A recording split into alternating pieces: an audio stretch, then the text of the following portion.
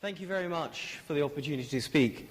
To draw an analogy, I have no idea how any of these bizarre accidents happened, and I wouldn't be able to tell you why this car was in such a mess unless, of course, I'd seen this. And the study of inherited cardiomyopathies is in many ways quite similar, because what we study are snapshots of an end pathological process, and this makes it difficult to elucidate the cellular and molecular models, cellular and molecular mechanisms of disease. We've gained a lot from studying transgenic animals, but the problem with this is that although they may accurately replicate a phenotype, they may do so for completely different mechanisms. If I take the batteries out of these two cars, neither of them will work, but for completely different reasons.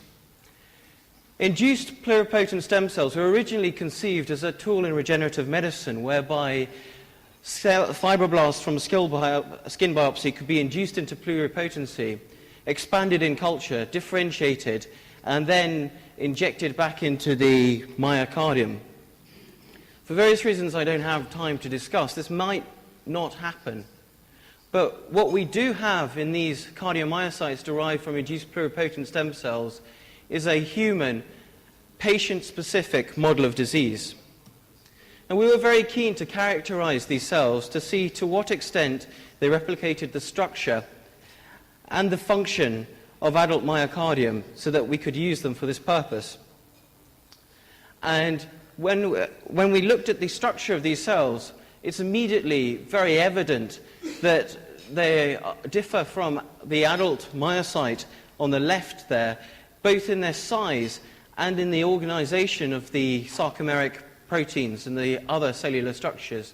What's more, there's considerable heterogeneity between cells, cardiomyocytes differentiated from pluripotent stem cells.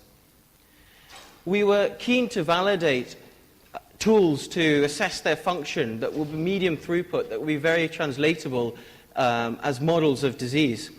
And what you have here is a cluster of spontaneously beating stem cells loaded with a calcium-sensitive dye.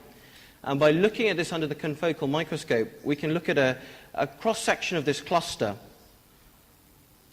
and look at its transients, the calcium transients. We can look in more detail at a specific transient to look at the time to which they peak and the synchronicity of calcium release across the cluster. And this can be quantified and even correlated with the electrical activity of this cluster. So we can look at features such as the field potential duration and the beating rate of these cells. And when we look at the function of these cells, we see a similar story to what we see with the function, the structure of these cells. Here we superfuse them with ivabradine while we are carrying out these experiments, which blocks the pacemaker currents. And what we see is that unlike in the adult myocardium, the effect of ivabradine is not attenuated with reducing rate, and there's no effect of adrenergic stimulation. Similarly, when we superfuse these cells with the E4031, which blocks the IKR current, which is important in a number of inherited arrhythmias, we found that there was quite a marked reduction of rate, unlike in the adult myocardium, and there was no effect on the field potential duration, which is very different from both the adult myocardium and also multicellular preparations from adult myocardium.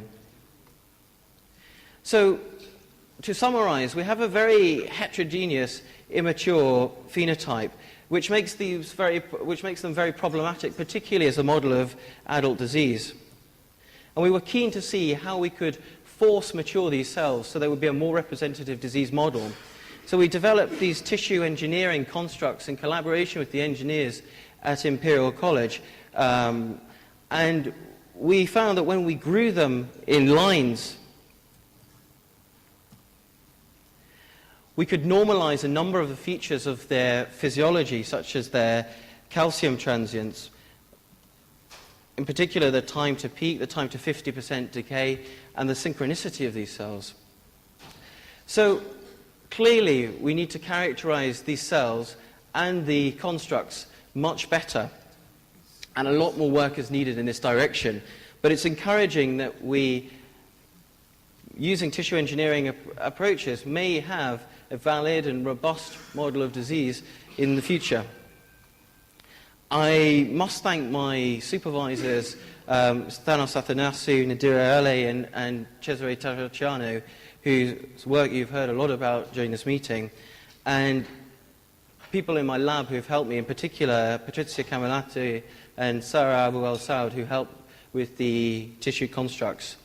Thank the Wellcome Trust for funding my fellowship, and Prof. Yacoub, both for his intellectual and other support that he's given.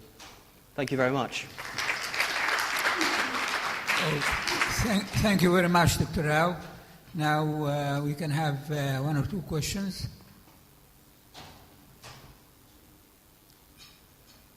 Yes, up there. One behind. What's the origin of your iPS cells and what's their karyotypic status? So we've used cells from a number of sources to validate the constructs and the tools to characterize them.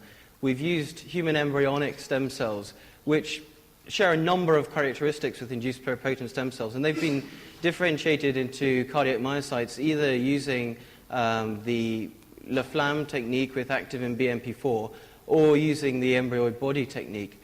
We've used the iPS cells that we've used have been through two sources. One through Reprocell, which is Shinji Yamanaka's spin-out company, and also from the Wisconsin group, both commercially available off the shelf sources.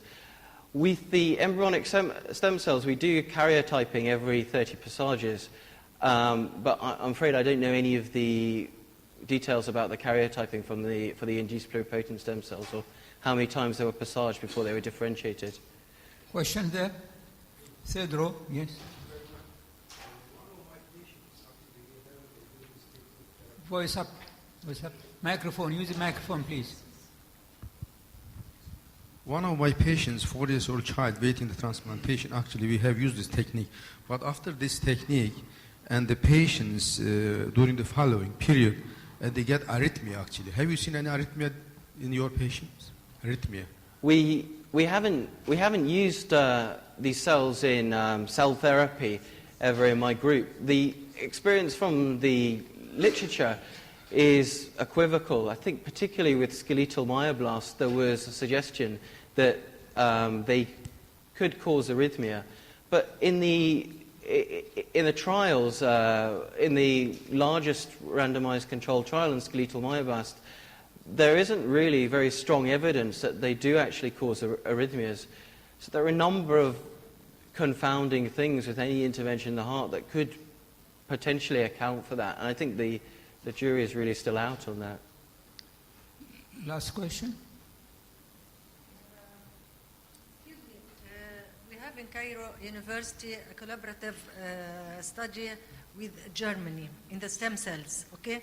And up till now, they not approving use of the stem cells for human beings up till now.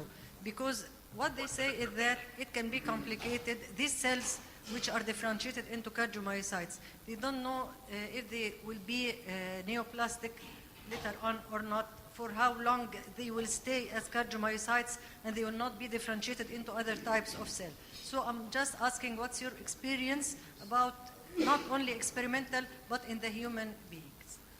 I agree that this is very concerning, and that these cells do need to be better characterized, and we need more sophisticated characterization than we have currently before we start using them in human trials. Which is why we're keen to use them as a disease model first, and we think that this may be a more appropriate application for induced pluripotent stem cells than in cell therapy per se. There are other cell types, and there are developments with direct transdifferentiation of fibroblasts into cardiomyocytes, which may get around some of the problems associated with the neoplastic potential of introducing pluripotent cells into the myocardium, which are currently being developed and are very exciting, and this may be the way forward with regards to cell therapy. But we are just keen to use this as a disease model, really. Thank you very much, Dr. Rao. Now we proceed to our... Thank you very much.